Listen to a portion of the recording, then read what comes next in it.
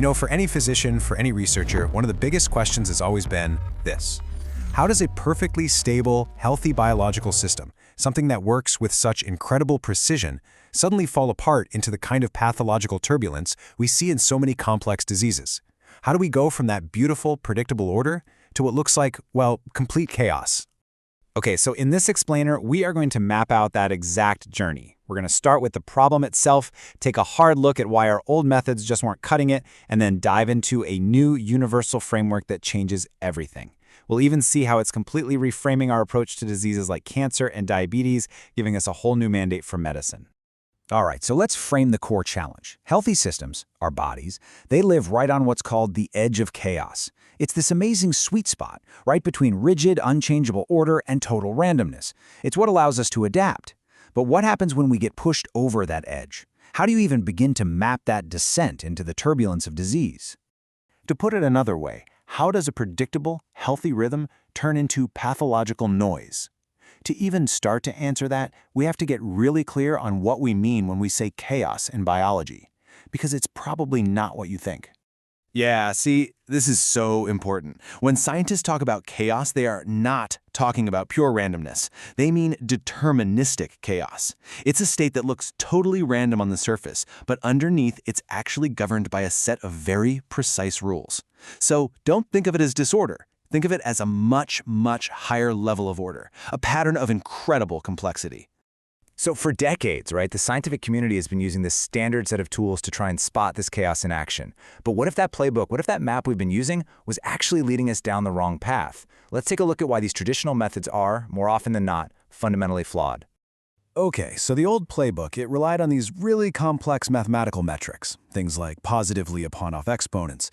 These were supposed to be the smoking guns for chaos. But here's the thing, modern analysis has shown that these are often just, well, computational ghosts. It's like staring at TV static and convincing yourself you see a face. It's just an artifact of the noise, not a real signal. And for years, these metrics were misleading us, pointing to chaos that simply wasn't there.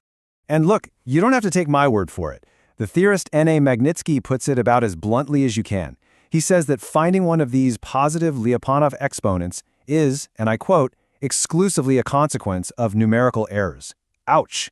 So, for years, we've basically been chasing shadows in our own data. So, if the old map is just plain wrong, where do we find the right one? Well, it turns out there is a right one. There's a definitive, universal road that every single complex system follows on its journey into chaos. And this is it. This is the new map. It's the Feigenbaum-Sharkovsky-Magnitsky, or FSM bifurcation diagram. And what it shows is the single predictable path to chaos. It doesn't matter what system you're looking at, fluid dynamics, an electrical circuit, a human metabolic pathway, the route is always the same. And this universal path unfolds in three distinct, predictable stages. First up, you've got the Feigenbaum cascade. So imagine a simple, steady heartbeat.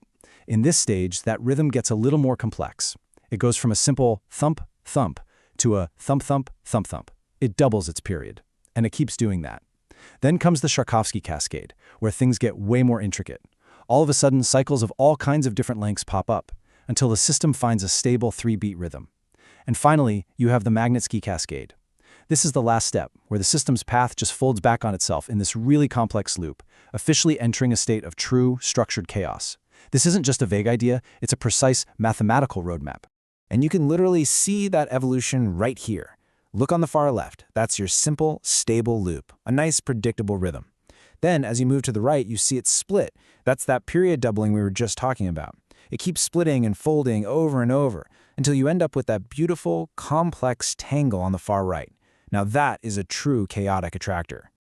Now, a quick point here. Not every system makes it all the way down this road. How far it gets depends on something called dissipation. You can just think of it like friction.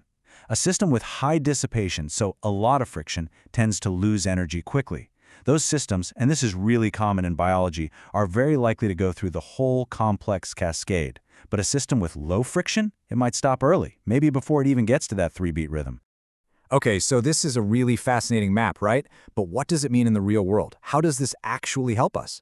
Well, let's take one of the most complex diseases there is, cancer. So this FSM framework gives incredible support to what's called the atavistic model of cancer. The idea here is that cancer isn't just a random genetic mistake. It's the cell reverting back to an ancient, single-celled survival program. And that switch is a literal move to a chaotic attractor that's all about maximizing entropy, growth at all costs.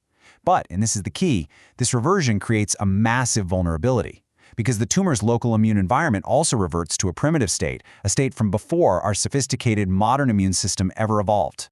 And that gives us a completely new tactical playbook. Instead of just trying to poison the cancer cells, we can design therapies to specifically refocus this chaotic attractor. By doing that, we could literally force the tumor to face a modern adaptive immune attack that its ancient programming has absolutely no defense against. We'd be using its own evolutionary past against it. This same idea of mapping and controlling these chaotic states applies directly to the kind of metabolic turbulence we see in diseases like type 2 diabetes. Right, we can use this same proactive approach to totally change how we manage metabolic disease. The glucose-insulin system, it's a classic nonlinear system, which means it follows that same FSM path from stable to chaotic. So instead of waiting until a patient is clinically diabetic, we can use this map to see them approaching a critical fork in the road, a bifurcation point, and intervene before their system collapses. This is the real math behind building a true artificial pancreas, one that doesn't just react, but actually anticipates and prevents those chaotic glucose swings from ever happening. And I just want to stress, this isn't some niche biological theory. The FCM path is fundamentally universal. It's been proven to describe the transition to chaos in everything from super complex, infinite-dimensional systems like the Mackey-Glass equation, which models blood cells, to classic electronic models like the CHOA circuit. The underlying physics is exactly the same. So, what's the big takeaway here? What does all of this mean? Well, it really represents a fundamental shift in how we need to think about complex systems and about disease itself. This slide just sums it up perfectly. On the left, that's the old way, reacting to the storm of disease after it's already here, chasing those numerical ghosts in the data. On the right, that's the new mandate, navigating a predictable path guided by the real signposts of the FTSM cascade. We have to stop chasing artifacts and start identifying the actual physical forks in the road and stepping in there before the storm ever hits.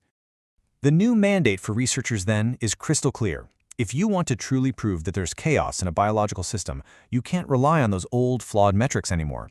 You have to find the actual signposts on the universal map, the main stable cycles of the FSM cascades. That is the only real proof. And this leaves us with a really powerful and honestly exciting question for the future of medicine. If the descent into the chaos of disease isn't random, if it follows a predictable, universal path, can we finally move past just treating symptoms and actually start building the mathematical and clinical guardrails to keep our biological systems from ever falling off that edge in the first place? The human touch remains beyond compare.